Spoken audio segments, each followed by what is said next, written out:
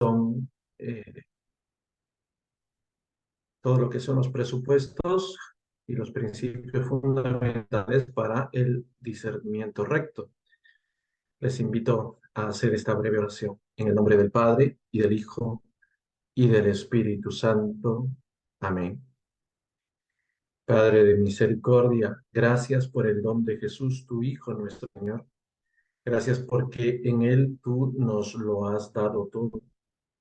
Gracias, Padre, porque con Él, con Jesucristo, que es la fuente del Espíritu Santo, nos has comunicado todo lo que necesitamos saber para obtener salvación cumpliendo tu palabra y tu voluntad. Padre bueno, concédenos apertura de corazón al Espíritu Santo por intercesión de María. Dios te salve María, llena eres de gracia, el Señor es contigo. Bendita tú eres entre todas las mujeres, y bendito es el fruto de tu vientre, Jesús. Santa María, Madre de Dios, ruega por nosotros pecadores, ahora y en la hora de nuestra muerte. Amén. Atiéndenos, oh Jesucristo, Hijo de María, Reina de la Paz. En el nombre del Padre, del Hijo y del Espíritu Santo. Amén. Bueno, pues, muchos saludos y entonces vamos a lo nuestro. Como les decía, estamos viendo todo lo que llamamos claves fundamentales para un recto discernimiento. Hemos visto ya varios puntos muy interesantes que sirven para guiarnos en un proceso de discernimiento para averiguar cuál es la voluntad de Dios sobre ciertas cosas. Sabemos que no siempre es fácil saber la voluntad de Dios y no siempre podríamos decir muy ligeramente que esto o lo otro es voluntad de Dios. La mayor parte de las veces la voluntad de Dios se nos da a conocer después de mucho trabajo de oración y de discernimiento. Vamos a ver ahora el punto 7 de esta primera parte, ¿no? Titulado Apertura al Espíritu Santo. Este también es un principio fundamental para discernir, la apertura al Espíritu Santo. Para discernir la voluntad de Dios en nuestra vida es necesario ser abiertos al Espíritu Santo. Aquí debemos hacer una aclaración, ¿ya? Ser abiertos al Espíritu Santo no significa solo decir muchas aleluyas o cantar muchas canciones alegres o bendecir mucho a cada momento. Solo es eso. Ser abiertos al Espíritu Santo quiere decir tener una gran docilidad. Creo que la palabra clave es aquí docilidad. Docilidad de corazón a los llamados y a las peticiones de Dios. Docilidad de corazón a los llamados y a las peticiones de Dios. ¿Por qué? Porque Dios en todo momento está llamando. Dios en todo momento nos va pidiendo cosas. Infelices de nosotros si creemos que Dios cada 30 años me pide algo, ¿no? Eso no es verdad. Cada día nos pide cosas, cada día nos está llamando. Dios se comunica constantemente. Recordemos cómo la segunda persona de la Santísima Trinidad. Es el Verbo. El Verbo se profiere y lo profiere el Padre. Y el Padre constantemente, dice Jesús, trabaja y constantemente está creando y recreando. Y todas las cosas fueron creadas por su palabra, dice la Escritura, es decir, por su verbo.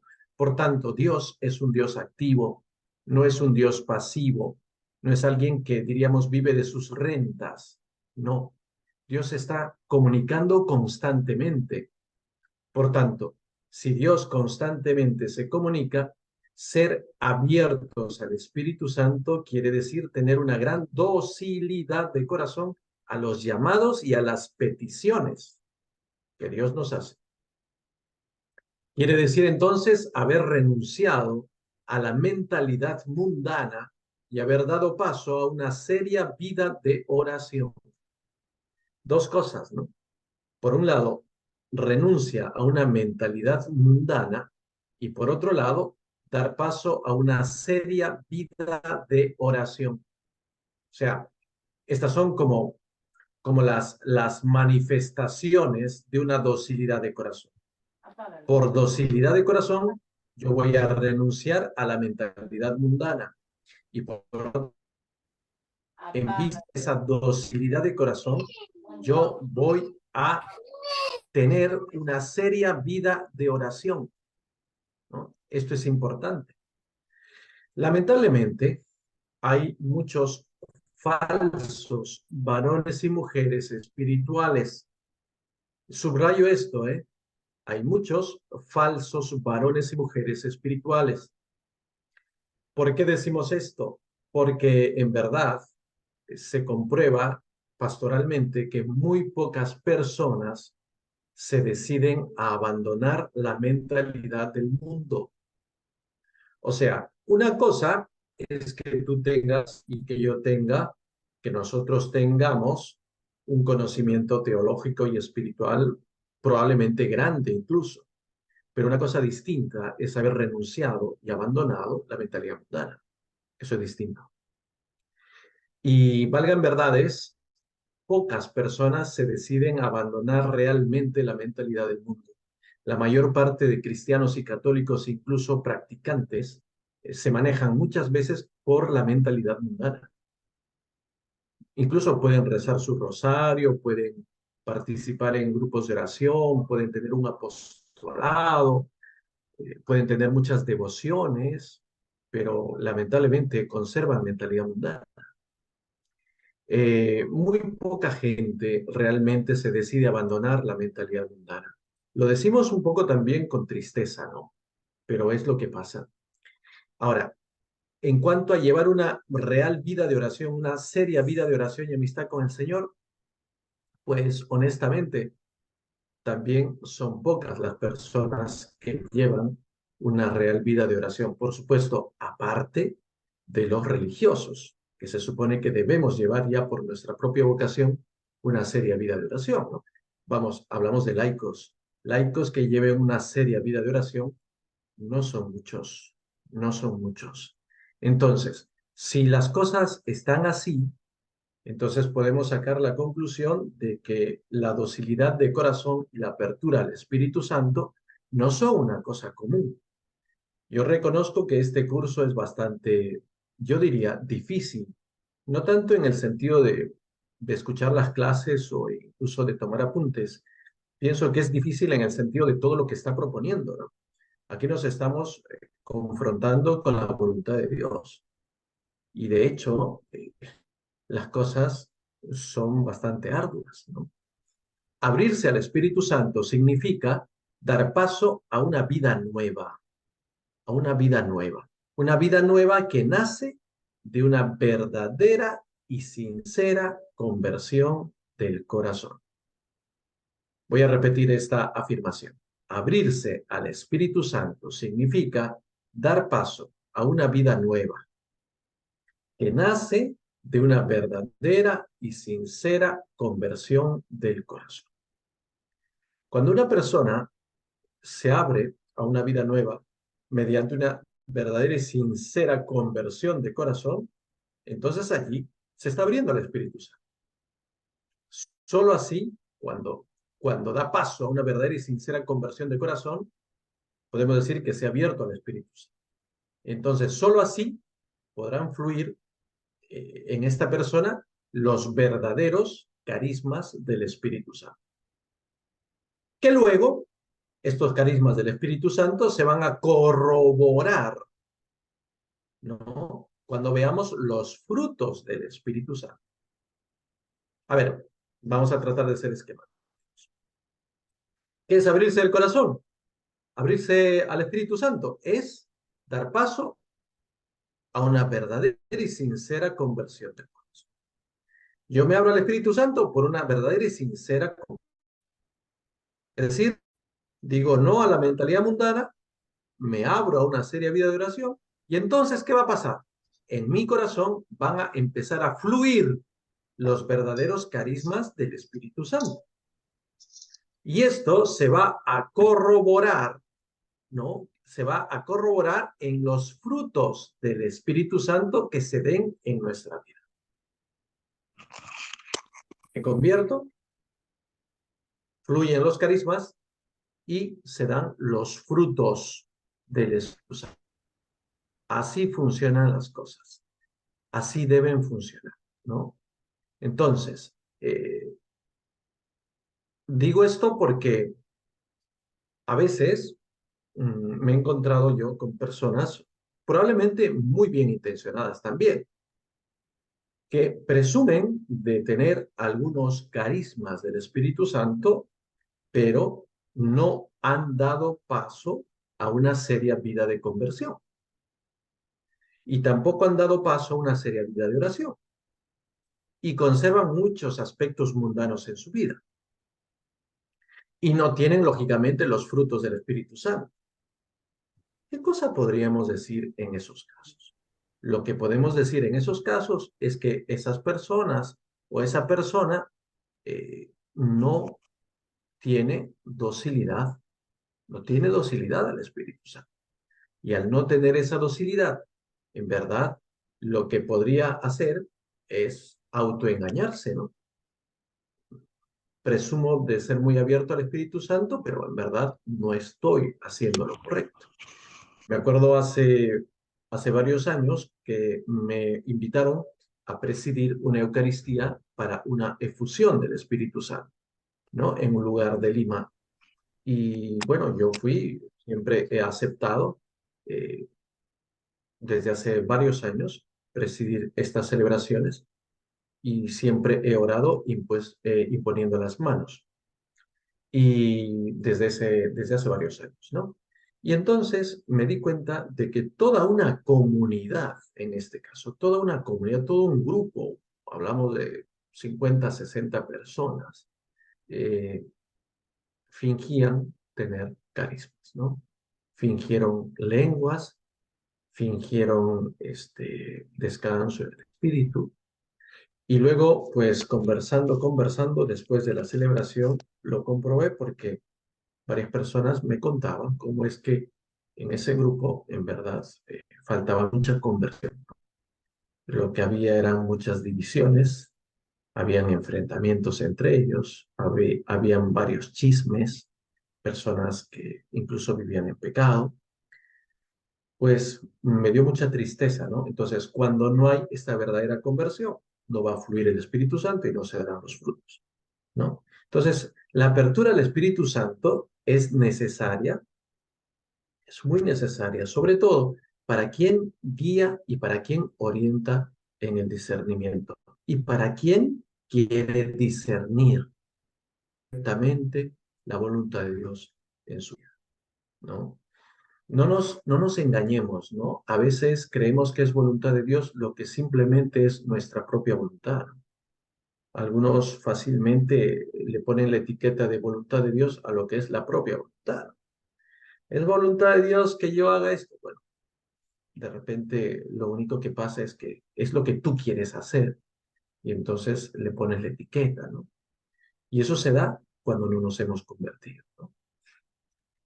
Entonces, quede claro esto, ¿no? La apertura al Espíritu Santo nos ayuda a conocer cuál es la voluntad de Dios. Y entonces el Señor se puede manifestar a nosotros, por ejemplo, por medio de visiones, por medio de palabras, de conocimiento, ¿no? Por medio de ciencia, ¿no? Y todo eso ocurre, ¿no? Pues animémonos a abrirnos al Espíritu Santo, ¿no? Claro, en este sentido también, por ejemplo, hace bien algún estudio sobre el Espíritu Santo, ¿no? El seminario de vida en el Espíritu, que lo promueve generalmente la renovación carismática, católica, es bastante importante también, ¿no? Porque nos ayuda a conocer, aunque no es lo único que hay, ¿no? Convendría también profundizar en los carismas y en los dones para conocerlos más. Y sobre todo en los 7 dones del Espíritu Santo, ¿no? Que los hemos recibido desde el bautismo. los hemos recibido del bautismo y se han potenciado en la confirmación. Bien, pasamos al punto 8. Así como resaltamos la necesidad de la apertura, ¿no? De la apertura al Espíritu Santo, ahora en el punto 8 subrayamos la necesidad de la apertura a la vida ascética. Apertura a la vida ascética. Ascética deletreo. A-S-C-E con tilde T-I-C-A. Ascética. Apertura a la vida ascética. Tanto la apertura al Espíritu Santo como la apertura a la vida ascética constituyen verdaderos, como podríamos decir, hologramas de la acción del Espíritu Santo. Son marcas inequívocas de la acción del Espíritu Santo en nosotros. A ver, creo que aquí es necesario definir qué es la vida ascética.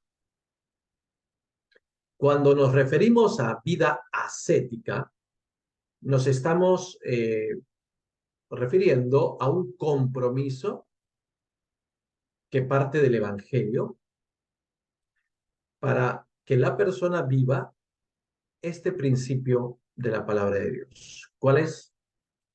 Quien quiera seguirme, niéguese a sí mismo, cargue con su cruz y sígame.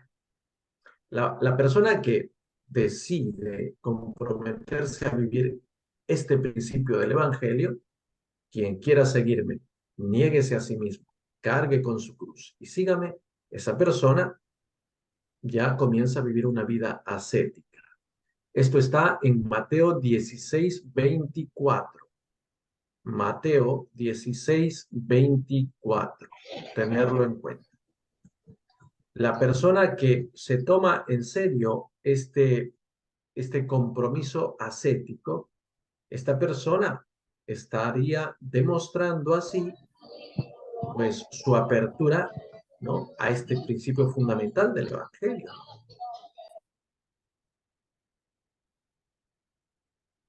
La vida ascética es un compromiso sincero para vivir este principio del Evangelio, desde las cosas pequeñas hasta las cosas más grandes.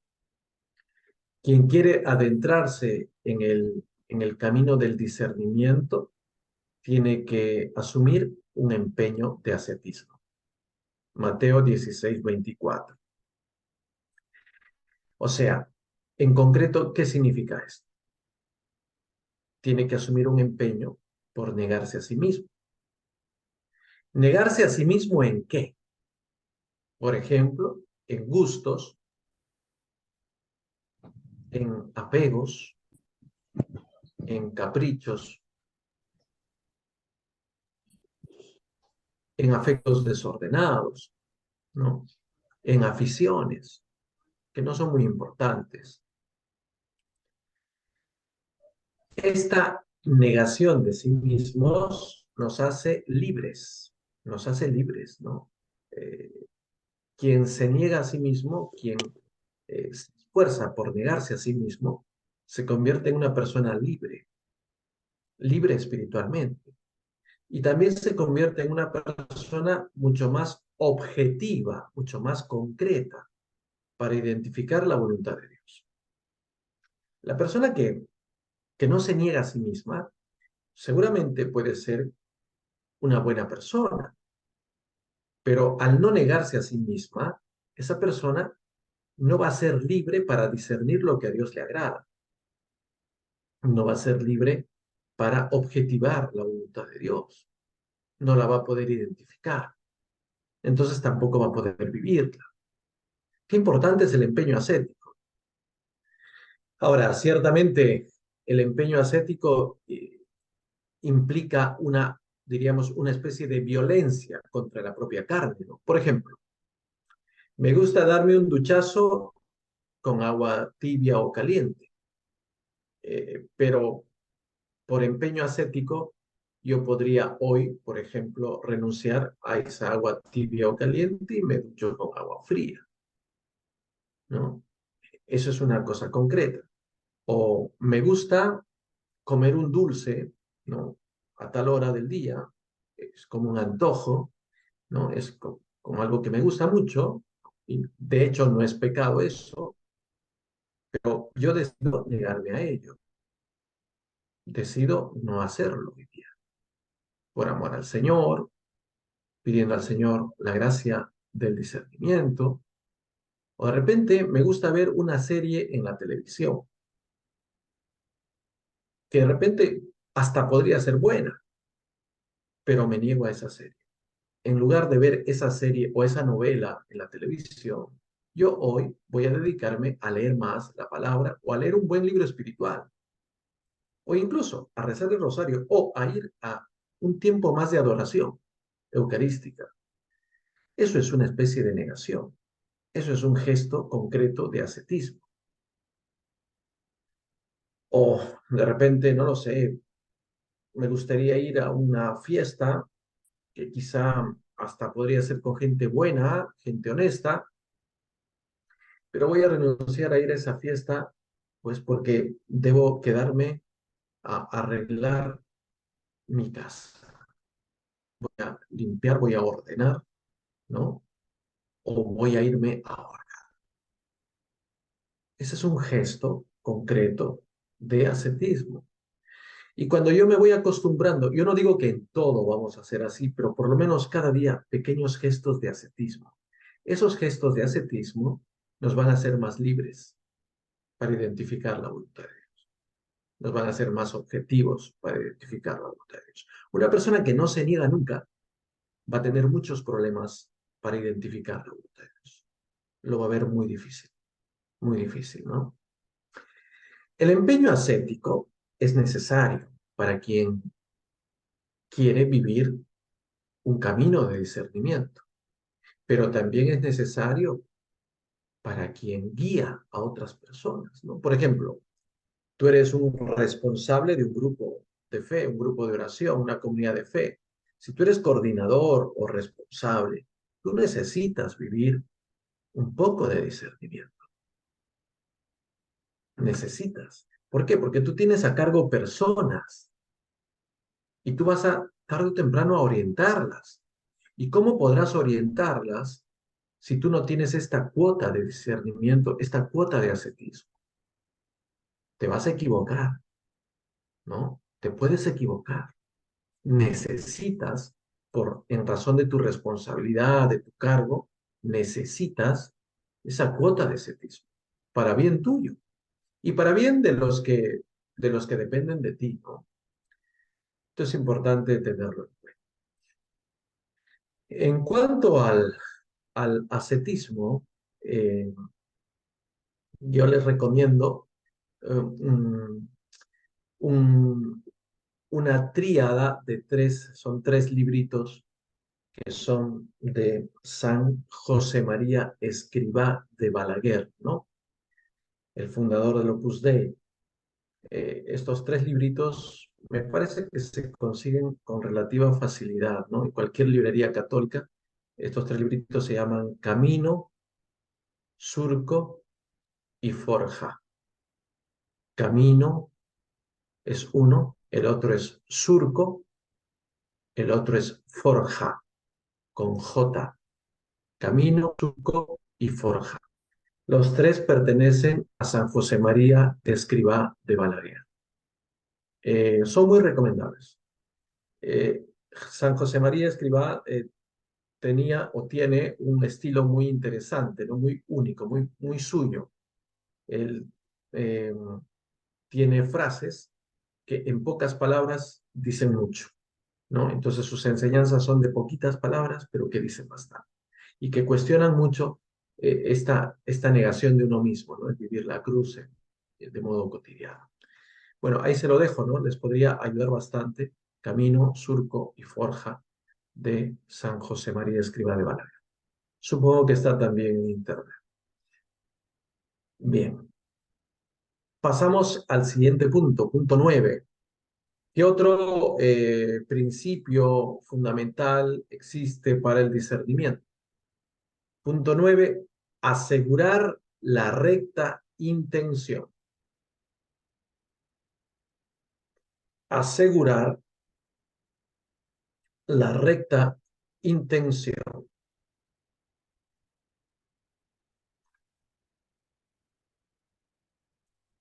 La recta intención se da cuando una persona, al proceder en algo, lo hace por amor al bien y a la verdad, ¿ya? Por ejemplo, yo voy a preparar un discurso, unas palabras. A ver, tú tienes que pensar y preguntar.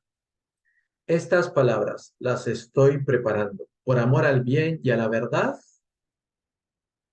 ¿ya? Entonces, si tú ves que estás preparándolas porque amas el bien y la verdad, entonces estás procediendo con recta intención. Si tú, por ejemplo, al preparar este discurso, no has pensado mucho ni en el bien ni en la verdad, sino solo en sacar un provecho, qué sé yo, voy a decir estas palabras para que me nombren responsable o para ganar dinero o para que me den algo. Ajá, entonces allí tú ya no tienes recta intención, ¿no? Estás disfrazando una intención no buena, una intención, diríamos, interesada, egoísta. Entonces, la recta intención se da cuando uno, al proceder en una acción humana, lo hace por amor al bien y a la verdad. Entonces, yo voy al grupo de oración. ¿Para qué voy al grupo de oración?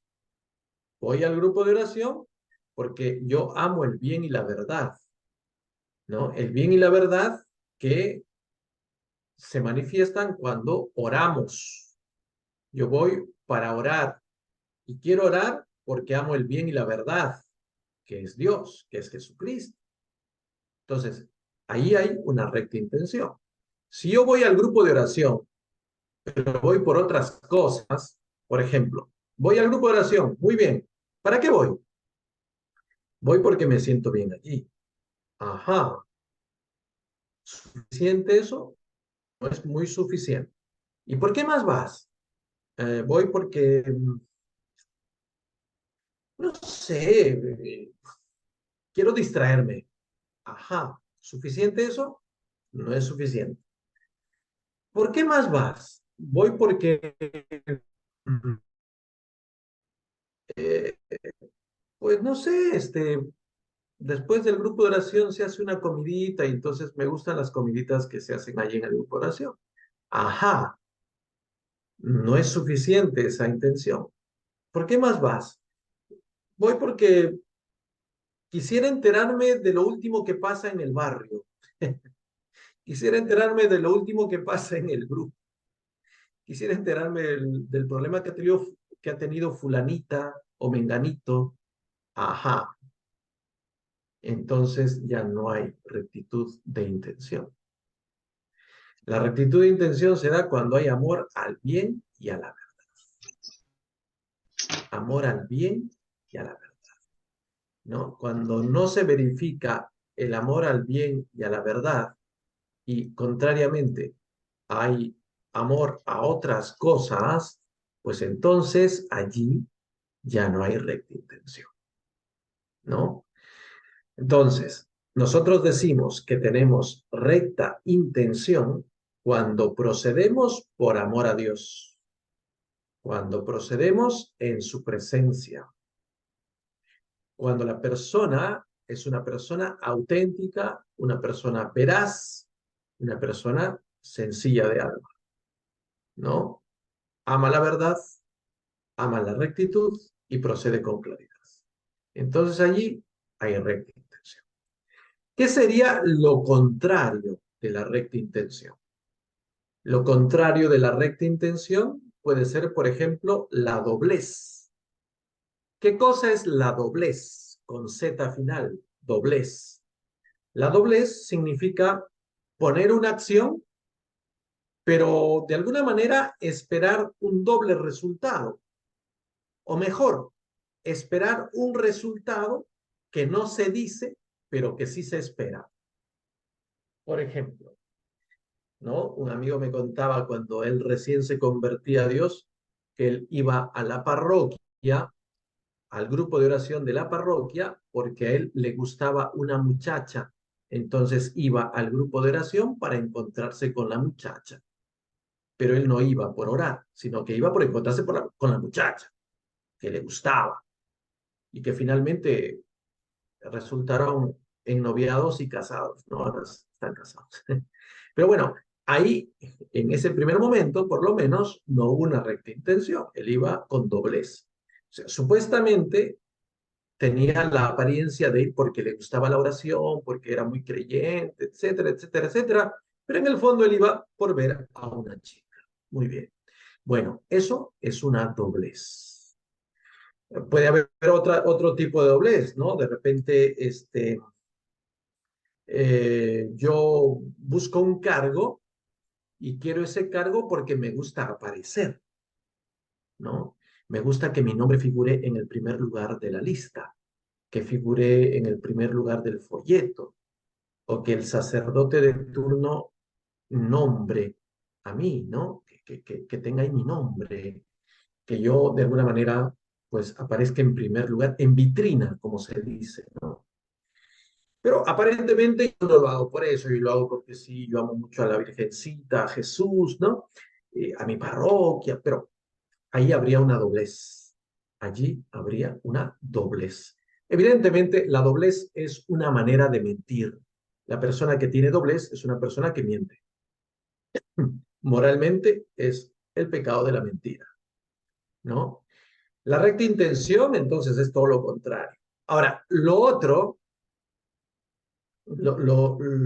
diríamos, otro modo de intención no recta es la mala intención, ¿no? Entonces ya allí ya hay una cosa todavía más fea, porque por medio de una acción supuestamente buena o aparentemente buena, lo que se quiere es dañar a alguien, dañar a alguien. Entonces ahí sí hay mala intención. Eso moralmente eh, es un pecado tal, ¿no? Que se quiere dañar a alguien.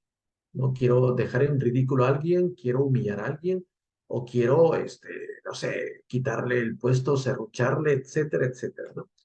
Bien. La recta intención, entonces, desecha el amor propio, la búsqueda de intereses personales, estamos hablando, ¿no? De dinero, fama, renombre, afecto, placer, cosas, riquezas, ¿no? La recta intención desecha esas intenciones. Una persona con doblez es aquella que no es recta, ¿no? En su intención. Puede tener apariencia de verdad, de bien, pero busca otras cosas, ¿no? La recta intención es necesaria para discernir. Si yo quiero averiguar la voluntad de Dios, ¿no? Yo debo proceder con recta intención. Claramente podemos concluir que cuando en algún procedimiento no hay recta intención, entonces eso no es voluntad de Dios. Eso no es voluntad de Dios, ¿no? No es voluntad de Dios que tú engañes. Entonces, desechado. Allí no hay voluntad de Dios, ¿no? Jamás será la voluntad de Dios que yo cometa un pecado. Subrayo esta frase. Jamás será voluntad de Dios que yo cometa un pecado. Una vez una persona vino y era una persona de un grupo de oración y me dijo una cosa que me pareció muy extraña, ¿no? Me dijo que él se había convertido, pero que si él comete un pecado mortal es porque Dios así lo quiere, me dijo. Falso, le dije, eso no es así. Jamás será la voluntad de Dios que tú cometas un pecado. Jamás, jamás. Eso hay que ponerlo así como una frase fuerte en nuestra. Jamás será voluntad de Dios que yo cometa un pecado. Venía lo mortal. Jamás es voluntad de Dios. Jamás. No, entonces, ¿cómo Dios permitió? Ahora, que Dios permita ciertas cosas en nuestra vida no quiere decir que Dios quiera eso. Ojo, hay que tener una diferencia allí. O sea, por ejemplo, estaba en una oficina, en una dependencia y alguien había dejado olvidada, ¿no? Qué sé yo, una tarjeta de crédito, ¿no? Entonces yo la agarré y pues hice unos trucos y saqué dinero. Eh, ¿Es voluntad de Dios? No, pero es que Dios lo permitió. Dios permitió que esa tarjeta apareciese justo ante mis ojos. Bueno, cuidado. La permisión no es necesariamente signo de la voluntad de Dios. La permisión no es signo necesario de la voluntad de Dios. Hay cosas que suceden, pero que no son voluntad de Dios. ¿Ya? Entonces, nunca el Señor va a querer que nosotros cometamos un pecado, jamás. Entonces, ese es otro principio para discernir. Bien, vamos al siguiente punto, punto número 10.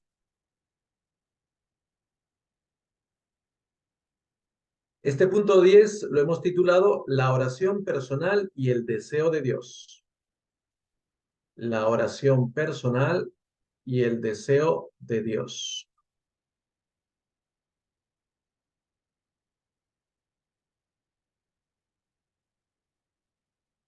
La oración y el discernimiento espiritual son dos realidades que se piden mutuamente, se complementan.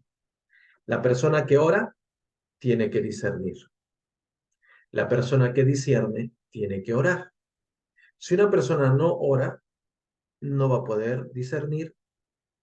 Y si una persona no discierne, es porque no ora.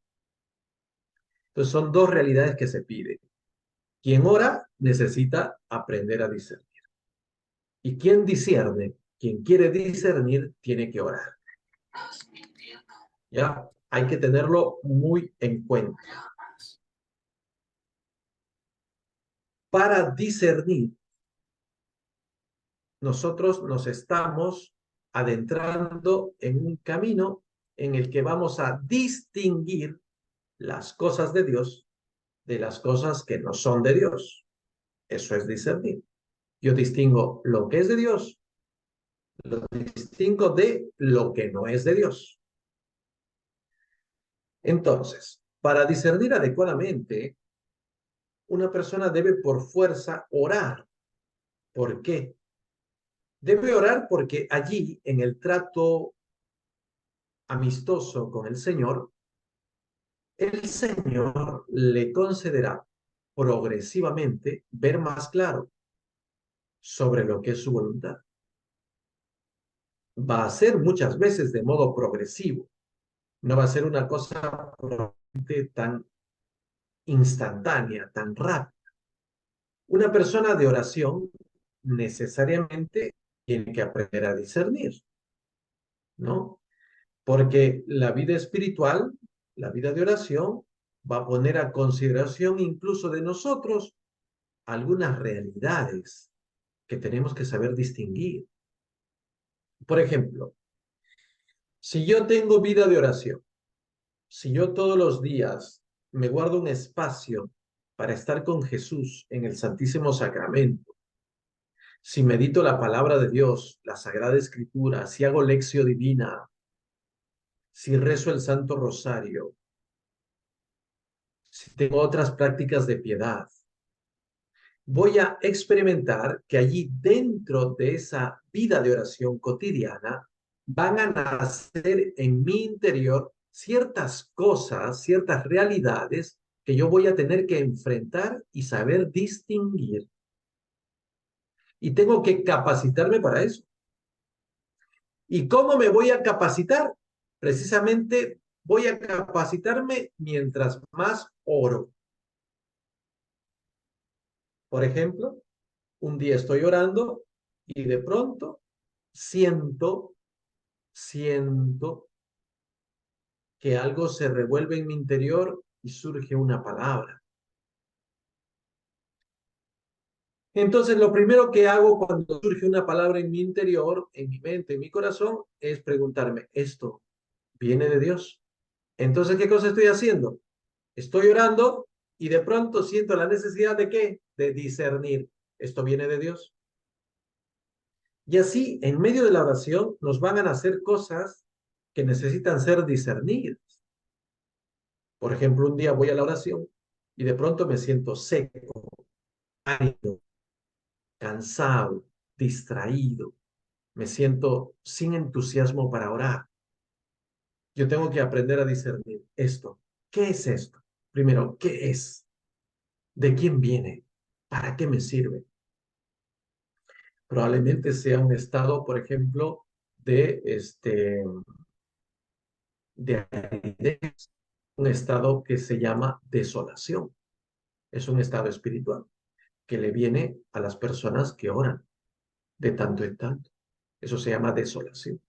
Entonces, yo tengo que discernir qué me está pasando. Y ahí vale todo lo que hemos dicho antes. Si yo tengo director espiritual o tengo confesor, yo tengo que ir a pedir auxilio. Padre, ¿no? Está pasando esto, siento lo otro. Ayúdeme, ¿qué es esto? Entonces, seguramente él te irá preguntando, te va a preguntar varias cosas para saber identificar de qué se trata. ¿Es una desolación? ¿O simplemente es que estás mal de salud? ¿Tienes un tema de repente fisiológico? ¿O tienes un tema nervioso? Entonces se tendrá que distinguir. O probablemente sea una tentación que viene el enemigo. Entonces ahí hay que discernir. Todas estas cosas nacen en la vida de oración. O por ejemplo, estoy orando, ¿no? Después de la comunión, en la Santa Misa, y siento que me viene una idea, que probablemente es una idea bonita, buena. Entonces necesito yo preguntarme, ¿qué es esto? ¿Esto viene de ti, Señor? Necesito discernir.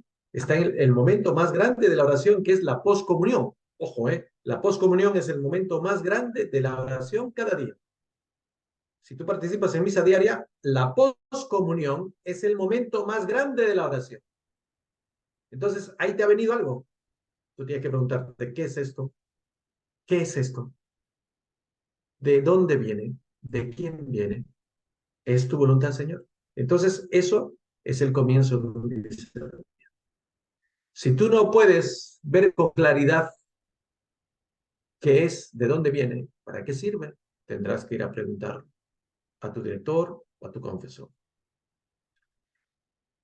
Puede ser una luz de Dios, puede ser un llamado de Dios, puede ser una misión que Él te abre, o podría ser una simple distracción, ¿no? Te has distraído, ¿ya? En fin, entonces ahí se ve cómo es que están muy unidas la oración y el discernimiento, están muy unidos, muy unidos.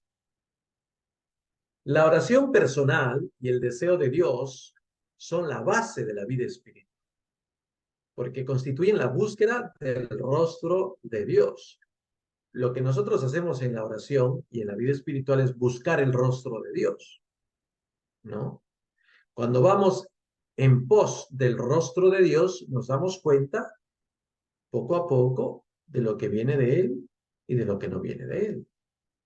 Tanto más tratamos con Dios, tanto más conocemos su palabra y conocemos la vida en Dios, según Jesucristo, según el Evangelio y la Iglesia, entonces tanto más podemos ser capaces de discernir, podemos ser capaces de distinguir y entonces no seremos engañados. Siempre la vida espiritual nos exige discernimiento. Los seguidores de Jesucristo que consiguen una gran capacidad de discernir son los creyentes que más oran, que más oran. Bueno, aquí en Latinoamérica quizá actualmente no se nota mucho esto, pero varios amigos míos que viven en Europa me cuentan, ¿no? De que cuando, por ejemplo, ellos como creyentes tienen necesidad de saber más los caminos de Dios, de saber qué viene y qué no viene en su vida de Dios, ¿ellos a dónde van? Ellos van a los lugares donde más se ora y tradicionalmente los lugares donde más se ora son los monasterios, ¿no? Donde están los monjes o las monjas, ¿no? ¿Por qué? Porque donde hay mucha vida de oración, hay más facilidad para el discernimiento. Y en más ora, más capacidad tendrá para discernir, ¿no? Los creyentes más orantes serán los que mejor disciernen. En la iglesia, por eso, la vida monástica, la vida contemplativa, es la que está, digamos, más capacitada para el discernimiento. Aunque no quiero decir con esto que solo los monjes pueden discernir, no. Toda vida, toda persona que le da primacía a la oración acabará siendo una persona que discierne, ¿ya? Por esta misma razón, desde los primeros siglos de la fe cristiana, los más orantes son los que mejor disciernen las cosas de Dios. Recordemos nosotros, queridos amigos y hermanos, que tradicionalmente, sobre todo en los primeros siglos de la fe, los mejores, diríamos, conocedores de los caminos de Dios, ¿en dónde vivían? En el desierto. Son los padres del desierto, ¿no? También hubo madres del desierto, mujeres dedicadas totalmente a la oración, ¿no? Ellos viviendo en el desierto, en silencio, en soledad, podían tener, y con libertad de corazón, libertad de un profundo ascetismo, con una profunda apertura del Espíritu Santo, podían conocer, diríamos, más fácilmente en vivo y en directo las acciones de Dios, ¿no? Así se entiende entonces la importancia de la vida monástica, de la vida contemplativa que surge en el desierto, que se convierte en un referente importante para el discernimiento del pueblo de Dios. Por eso también qué importante es que en toda parroquia y en todo grupo de oración, pues haya un poco ese espacio al silencio y a la soledad, ¿no? Yo no podría concebir un grupo de oración en el que no saben hacer silencio y soledad para quedarse con Dios. Y repito eso que ya dije en otro momento, ¿no? ¿Por qué? Porque eso de alguna manera nos capacita para discernir los caminos de Dios. Entonces, hoy Dios no deja de derramar sus gracias espirituales, sobre todo en sus hijos que se dan a la oración, para que luego puedan ayudar a los demás hermanos para discernir los caminos de Dios.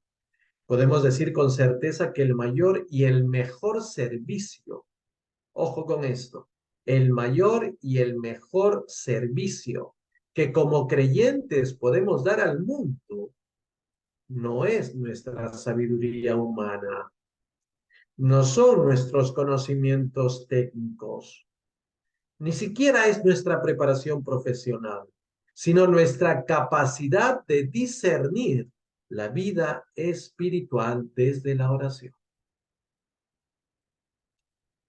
Definitivamente, ¿qué es lo que más necesita la iglesia y el mundo actual? No necesita tanto ingenieros, teólogos, médicos, abogados, técnicos, sino varones y mujeres de oración verdadera que sepan discernir los caminos de Dios y así ayudar a sus hermanos para que lleguen a la vida eterna. Seamos concretos, hermanos. Estamos atravesando un tiempo de profunda crisis a nivel eclesial y a nivel de sociedad, a todo nivel, ¿no? Y cuando uno se pone a contemplar toda esta escena tan desgarradora de crisis, lo primero que por lo menos a mí se me ocurre es que lo que más estamos necesitando es discernimiento. No tenemos discernimiento. ¿Por qué? Porque no hay muchas personas de oración. Si nosotros tuviésemos más personas que oren, la iglesia podría remontarse más rápido de sus propios extravíos. Incluso nosotros, sacerdotes y religiosos, Muchas veces estamos equivocando el camino porque ya no oramos. Nuestras parroquias muchas veces no se conocen como centros de oración, sino como centros de activismo. A mí me da una gran pena cuando a veces hay personas que buscan los caminos de Dios y yo, bueno, me permito decir esto, a varios he enviado a ciertos grupos y a veces me han venido muy tristes y me dicen, padre, es que allí no se consigue tener vida espiritual, padre. Allí solo rezan y hacen muchas cosas, pero no hay amor por el Señor, ¿no? O sea, solo repiten rezos. A mí me da una gran pena cuando a veces he tenido que escuchar eso, ¿no? Eh, Cuán importante es abrirnos al Espíritu Santo, a una vida nueva, abrirnos a la oración profunda, silenciosa, contemplativa, para así lograr discernimiento. Entonces nuestras comunidades van a resucitar, van a revivir si hacemos eso, ¿no? Pues bien, hasta aquí lo que he preparado para ustedes el día de hoy. Bueno, entonces vamos a dar un breve espacio para las preguntas.